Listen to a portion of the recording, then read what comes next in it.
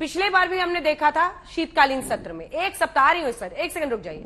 शीतकालीन सत्र में एक सप्ताह से विपक्ष हंगामा करता रहा, उसके बाद दनादन लगातार जितने बिल थे, क्योंकि इनको जितने बिल पास कराने फिर वो काम करेंगे। अब फिर वो इसी तरह से इस बार भी क्या हो जाएगा, फिर आप लोग रहेंगे ये तो देखिए जी अपने से बिल पास करा लेते हैं, ये करा लेते हैं। सवाल ये है कि क्यों नहीं, मतलब हम लोग तो ऐसा सोच नहीं सकते कि हमें कंपनी से नाराजगी है तो बैठ के यहाँ पे नारेबाजी शुरू कर दें। अरे सदन तो काम करने के लिए है ना, आप वहां पर जाकर विरोध कीजिए, लेकिन अपने तर्कों से कीजिए ना, दलीलों से कीजिए। प्लेकार्ड और नारेबाजी उसकी क्या जरूरत है? मेरा ये प्रश्न इसलिए है, मुझे नहीं समझ में आ रहा। आप रंजीत जी, आपको हंसी आ रही है, अच्छी बात है, आप हंस लीजिए, क्योंकि हंसने की वजह आजकल जीवन में वैसे भी बहुत कम है। लेकिन सवाल यह ना कि जो दफ्तर जाता है मैडम वो काम करता है, 1.5 करोड़ देश का बर्बाद होता है 1 घंटे में, जब 1 घंटे का काम नहीं होता है सदन में। और यहां पर तो आप लोगों की छुट्टी पे छुट्टी चल रही है। मेरे को अंजना जी बिल्कुल दिल से दर्द है कि किस तरह भाजपा सरकार पानी में पैसा बहा रही है उन टैक्स पेयों का जो 1-1 रुपया बचा के अपना घर चलाते हैं। ये वही लोग हैं जो गरीबों के अकाउंट में 15 लाख देने वाले थे, और अभी स्विस बैंक बता रहा है कि वहां पे एनपीए जो स्विस बैंक में इंडियंस का पैसा है वो डबल हो गया है। सुधांशु जी से पूछिए कि क्या गरीब के अकाउंट में 30 लाख डालने वाले हैं क्या? और 1.5 करोड़ रुपए जो डेली सदन के बर्बाद हो रहे हैं। मैं विश करूंगी अंजना जी, एक बार आप हम लोगों के साथ आइए और धूप में गांधी स्टैचू के पास बैठिए और हमारी व्यवस्था को देखिए कि सदन पहुंचने के बाद किस तरह हम लोगों को देखा भी नहीं जाता है और हम लोग बोलते रह जाते हैं, हमारे एलओपी बोलते रह जाते हैं कि ये बहुत अति महत्वपूर्ण मुद्दा है, इमीडिएट महंगाई पे चर्चा कराइए। तो ये इधर उधर की बात करते हैं, आम और इमली की बात करते हैं, फिर सपने में कौन आया उनकी बात करते हैं, और फिर प्रेस कॉन्फ्रेंस अमेठी और एकदम स्ट्रेट सवाल है, स्ट्रेट जवाब दीजिए। सिर्फ शर्म आती है। सुधांशु जी, स्ट्रेट सवाल है उनका। बिल्कुल, मैं बताता हूं क्यों ये लोग भाग रहे हैं। अभी आपने रंजीत जी की बाइट दिखाई थी, वो संसद भवन के बाहर मीडिया के सामने बोल रही थी कि 410 का सिलेंडर है। सदन के अंदर नहीं बोल सकती थी क्योंकि मार्केट में 410 का सिलेंडर नहीं था। बस यही अंतर है, इसी वजह से सारा वितंडावाद खड़ा करना है, क्योंकि सदन में चर्चा करना बहुत कठिन काम है।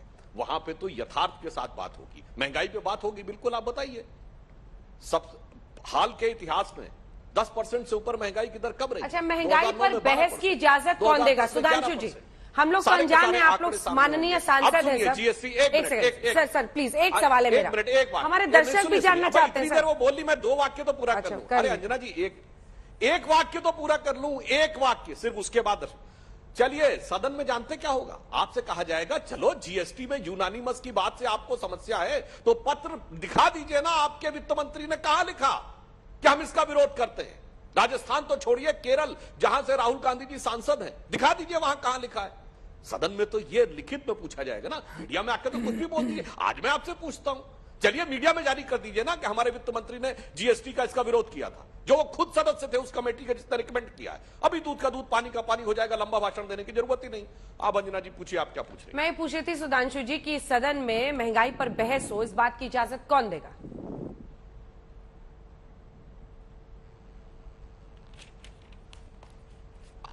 देखिए, ऐसा होता है कि बिजनेस एडवाइजरी कमेटी में चीजें तय होती हैं, प्रायोरिटी के हिसाब से जो बिल पहले हैं वो बिल पास हो जाएंगे, उसके बाद चर्चा होगी।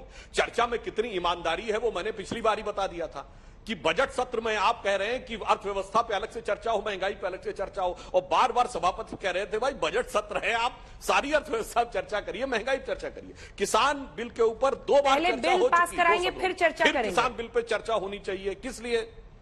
पहले बिल मैं कह रहा हूं, यदि बिजनेस एडवाइजरी कमेटी में इन लोगों ने एक मिनट, एक बात करो, बिजनेस एडवाइजरी कमेटी में जब सब लोग बैठ के चर्चा करते हैं, या तो ये दिखा दें कि इन लोगों ने उसमें आए नहीं, बात ही नहीं किया, या ये दिखा दें कि इन्होंने इस बात को प्रस्तावित किया, विरोध किया, वहां पर तो एजेंडा अलग तय हो जाएगा। फिर सदन में आके हल्ला मचाया जाएगा कि अब 267 नियम के तहत हमने दिया है, और वहां पे जब सभापति का अधिकार है कि अभी इसको स्वीकार नहीं करेंगे, बाद में चर्चा करेंगे, तो तब उसके ऊपर विवाद करना। अन्यथा कह देते हैं ना उसी समय कि हम तो साहब इस बिजनेस एजेंडा पे ही सहमत नहीं है।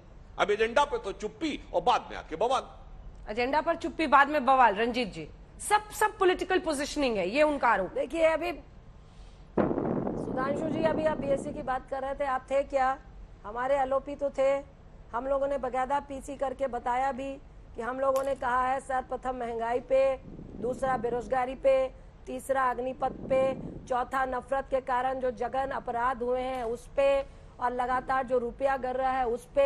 ये सारे अति महत्वपूर्ण है और इनको सबसे पहले लेना चाहिए। आप थे क्या? आपके एलओपी ने आपको बताया क्या? और उसके बाद सदन में आकर इन चीजों को क्यों नहीं माना गया? सारा विपक्ष चाह रहा है महंगाई पे चर्चा हो, तो आप क्यों नहीं करना चाह रहे हैं? आपके एलओपी ने बताया क्या? सिर्फ ये बता दीजिए। आप कह रहे हैं दूध का दूध पानी का पानी हो जाएगा, दूध का दूध पानी का पानी हो जाएगा। दूध आपको बहुत याद आ रहा है। मुझे भी एहसास है कि आपको स्मृति ईरानी जी को अब 1100 रुपए गैस सिलेंडर हो, दूध महंगा हो, कोई फर्क नहीं पड़ेगा, क्योंकि मुझे मालूम है कि जो ये डबल स्विस बैंक में पैसे हुए हैं, ये 2000 रुपए नोट का कमाल है, ये आपके नोटबंदी का कमाल है। याद है ना, आप काला धन और एनपीएल लाने के लिए नोटबंदी कर रहे थे और कह रहे थे काला धन होता कैसे है, बड़े नोटों से होता है, और आपने 1000 के नोट को फटाफट 2000 रुपए का नोट कर दिया। अब स्विस बैंक डबल हो गया। सुधांशु, तो ये तो बता दीजिए कि 30 लाख रुपए आएंगे क्या? 24 से पहले ये वाला जुमला तो दे दीजिए और प्रधानमंत्री साहब को बोलिए, आप जो कह रहे हैं यहाँ कागज दिखा दो, यहाँ कागज दिखा दो, ये असंसदीय है।